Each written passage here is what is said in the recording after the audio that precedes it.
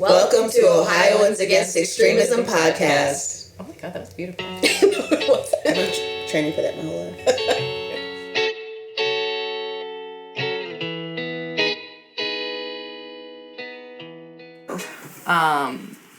Okay, so today we have already had, 3 months now of legislative session in this new calendar year. We are in the 136th General Assembly here in Ohio, and it has been a rough couple months already. No, they're not moving slow. They are not moving slow. So we are going to do a very, very, very abridged overview of some of the things that have happened so far, and just maybe have a real talk conversation about what we really all can be doing in this moment that's honest about our chances of succeeding, right? So we're going to keep it brief here, but also we have an amazing bill tracker.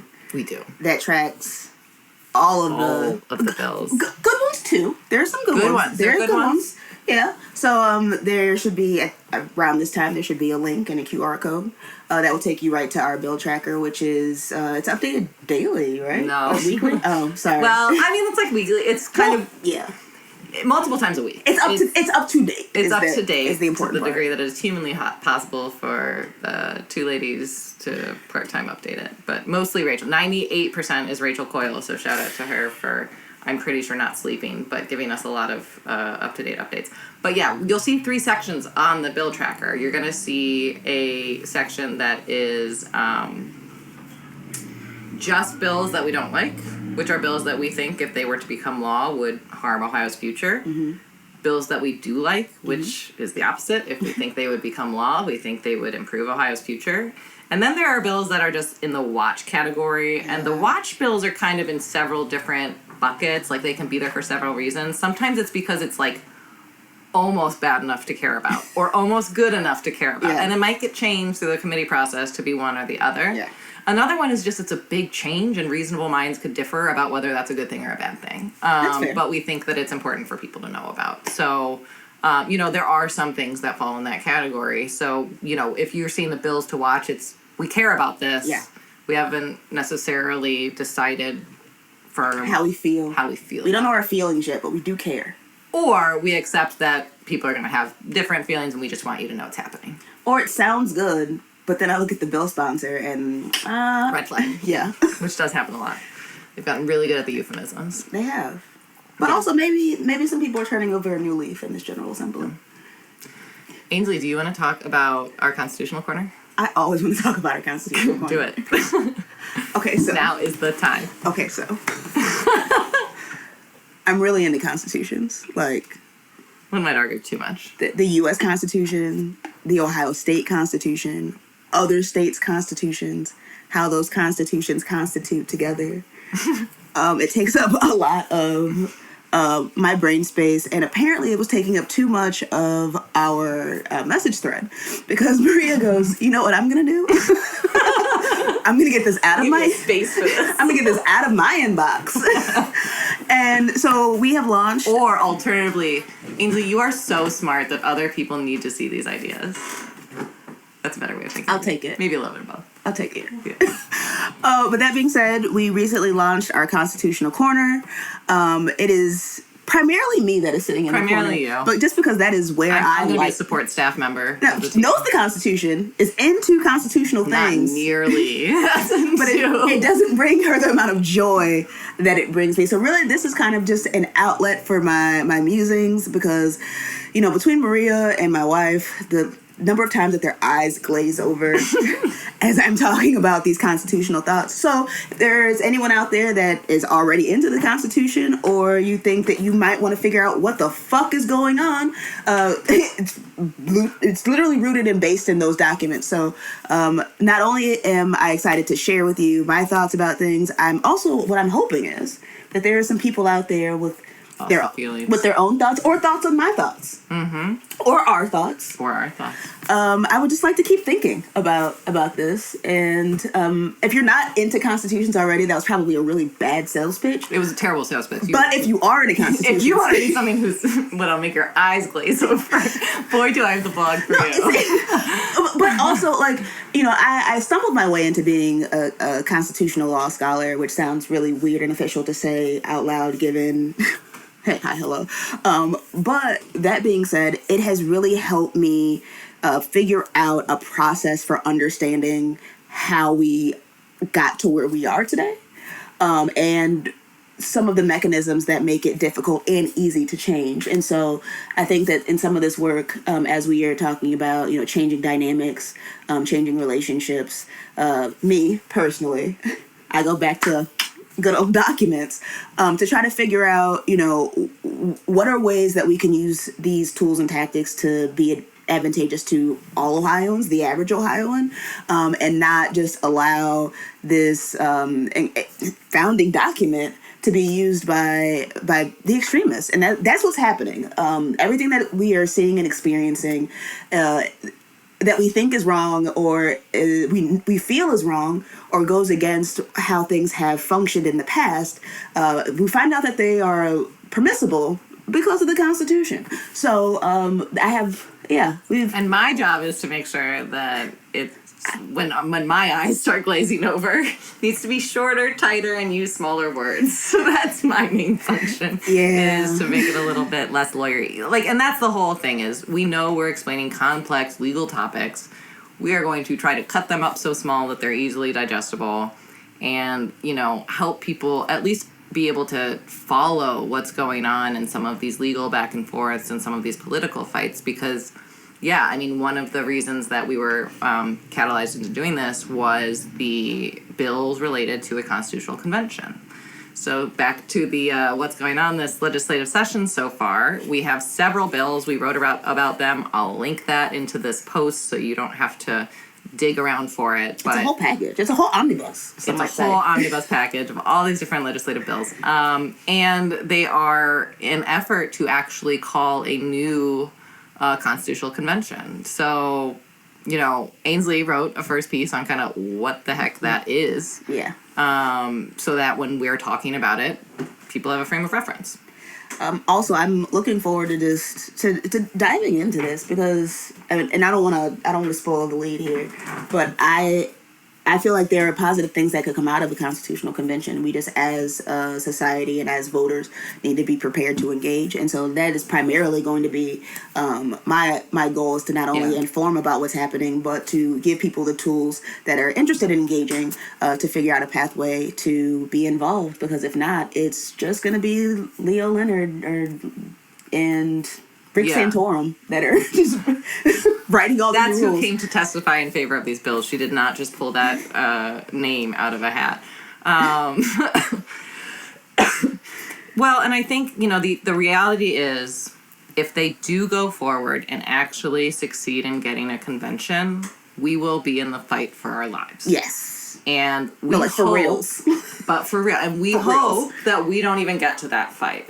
But if we get there, we better be ready to win that fight. So we want people to be aware of this is happening and also hope that this isn't relevant in the near future. And we're talking about it so early because they're still shaping the rules. And right now they are shaped up to exclude us. And by us, I mean you as well. And so, we just want to make as much impact as possible, give you the tools that you need or that you would like to voice your opinion and... just make things a little less extreme. A little more Ohio, a little less extreme. Yeah. And clearly that's needed.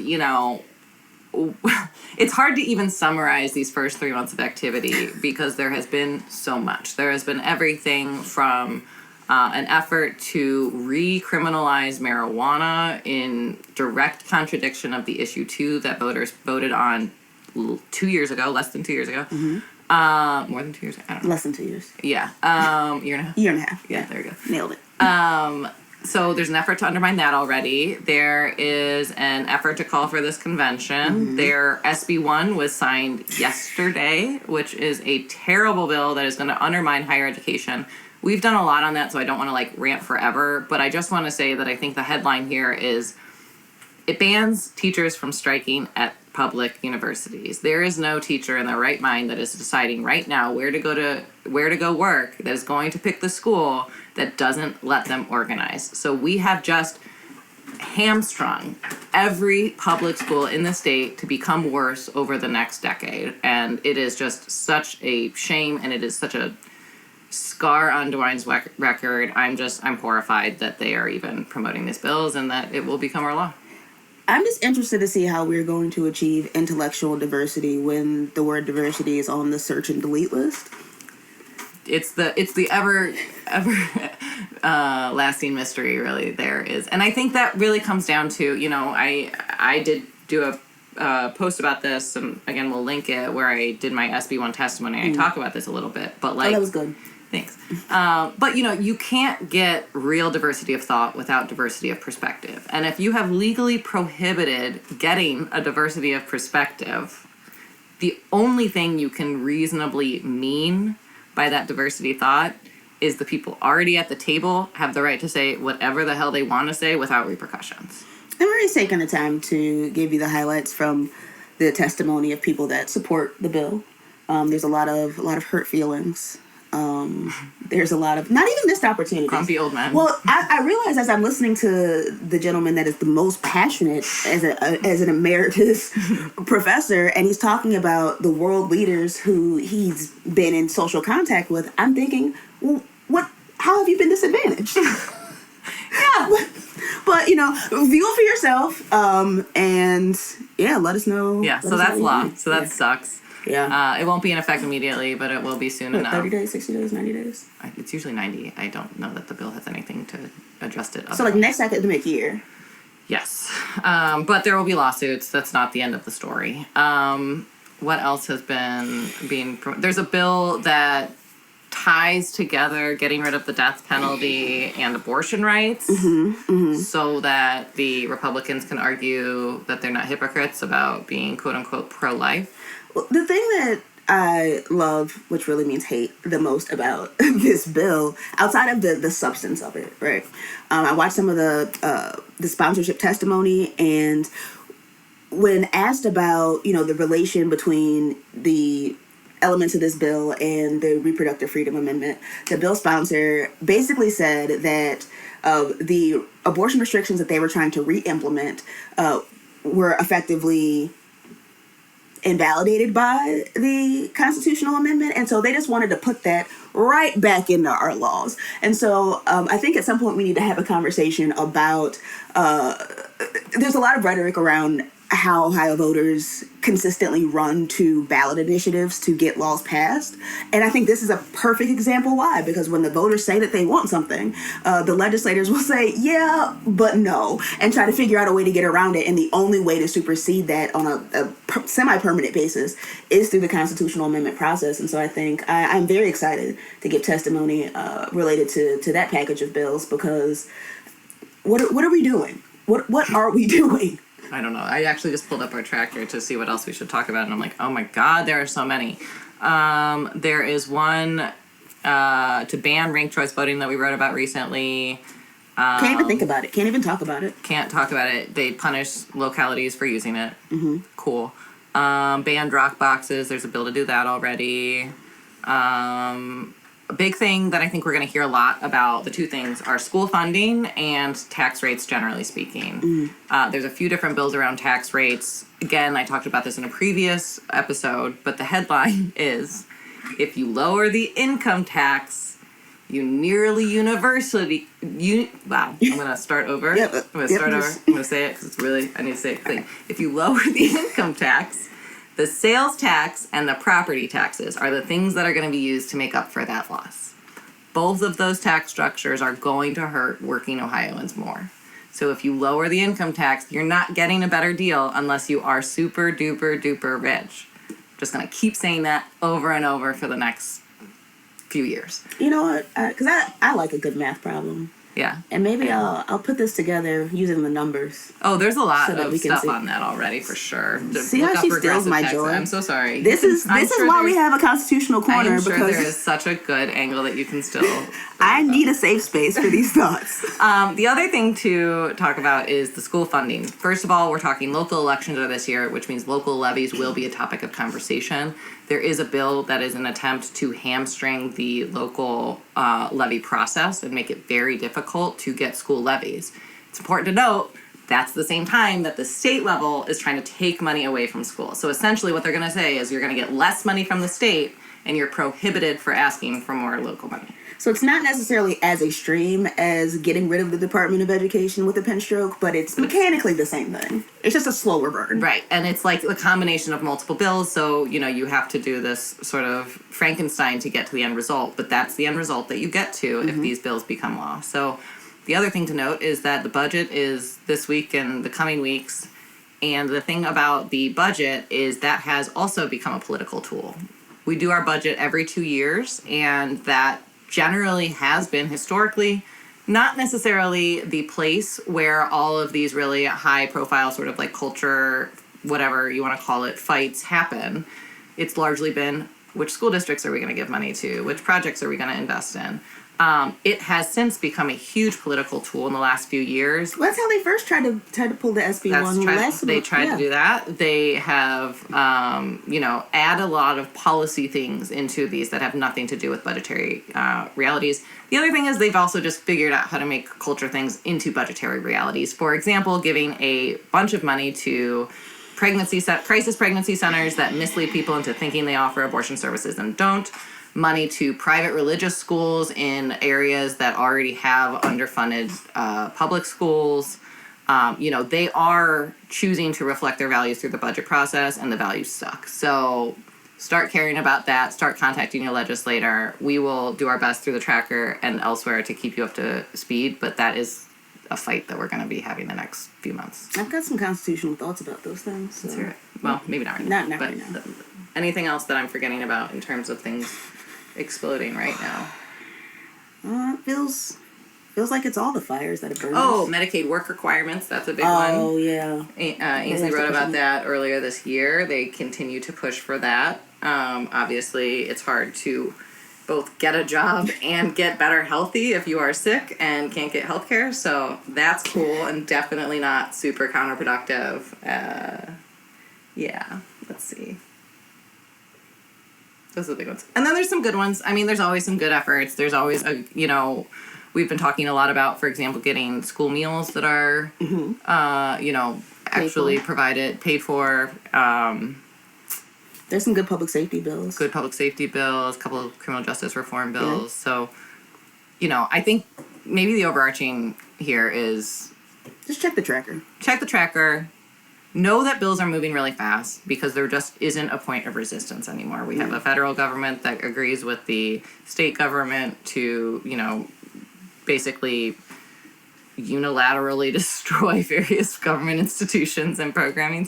But that means everything's moving really fast. It can feel like you're being hit by a tsunami every single day, and it's really depressing. And I just want to be really honest about that and acknowledge that, because I've been hearing a lot more and more from just community members who are like, how do we even bother to, keep staying up if we can't do anything? Yeah. And I think I continue to believe it to be true that you just have to keep within your own community, whatever that community looks like, try to do your best to keep your own community on track. Whether that is making sure that local policy protects you against the worst impact of state level policies, whether that's making sure that you have good local candidates for school board, whether it's just doing community education so that we're less susceptible to misinformation about a particular topic. I think there's a lot of things we can do locally that make us feel more in control and actually will have a positive impact long term. But also, we're going to be hit by a tsunami while we do that for the next few years, and we just need to know that. But also, for those of you that are already thinking of some ideas around how to pull these spaces together, if you need any help, tips, suggestions, tap us. Like, this is literally, kind of our next phase of education and engagement, and we would love to be in those spaces where progress is at least attempting to be made. Mm-hmm. That's all I've got. Should we ask people for money now? Oh, yes. Monies. You ask people.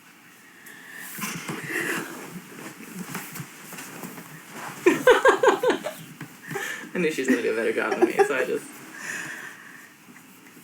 I lost it. Okay, well. But I'm going to get it back. Okay. So, we're here doing these things. Yes. Because it needs to be done.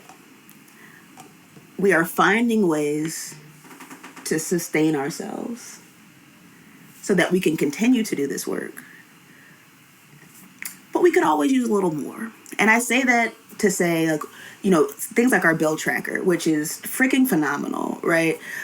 We would love to have that staff person put in more hours, because right now they're only part-time. We would love to be able to engage more in social media. There's a lot of things that we want to bring to you. But right now, the dollars capacity is what it is. Yeah, the dollars that we've had, like, this is the closest we can get right now. Outside of you wearing the hat or the t-shirt or the tote bag. So yeah, help us get to you. $5 at a time. Yeah, and there are so many people that want to help us succeed in this, and we really appreciate it. And a small dollar amount each month is gold for us. That allows we love $5 a month. $5 a month gives us stability. If a bunch of people give us $5 a month, we've got, that's a little bit more peace of mind. So. Apple takes more than that out of my account while I'm sleeping. So if you would buy me or Ainsley a coffee once a month, instead we're asking to cash that in through a $5 a month donation. Yes. That's my pitch. Yes. Right? Yes, absolutely. Yeah. And I think we, like you said, will be able to offer more when we have more to offer. Because we have so much planned. We do. We have so many big ideas. And also, we can only grow at I barely sleep, you guys. So, we're doing as much as we can, and we know it's not enough. I just do this constitutional corner just because I love it. It's no cash involved, just for the love of things, right? Because she's our board chair, to be clear. We're not just making her work for free. To clarify. That's important. that is really important addendum. But that being said, there are so many people in our orbit that are brilliant minds that we would love to be able to tap to be able to provide you with better information, more actionable information. And that's why we need the $5. QR code for $5, right here. All right. Okay. Well, that's our show. The other thing is just, we might be a little bit less frequently than we were last year. We have been feeling this out as we go, as far as how often we do this, what we talk about while we're here. How much money we have to pay our lovely, amazing producers to do this work. And so, we're going to basically do what we just did, which is we're going to do a little bit of a longer conversation about a specific topic, and also try to keep you all generally up to speed on the Statehouse stuff, but really that's going to come more through our Substack updates and through our bill tracker. So thank you. Visit ohagainstextremism.org /donate if you want to give us money. Yes. And please do.